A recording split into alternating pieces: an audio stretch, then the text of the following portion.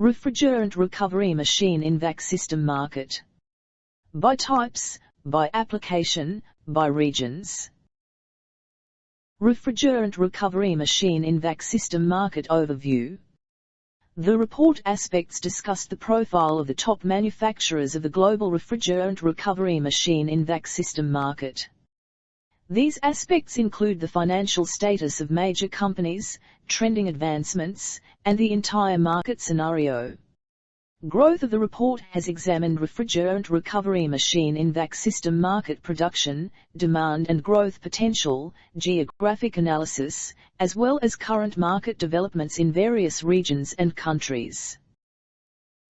Registering a CAGR of 6.3% over the forecast period, the market value of refrigerant recovery machine in HVAC system is expected to reach $136.30 million in the year 2027.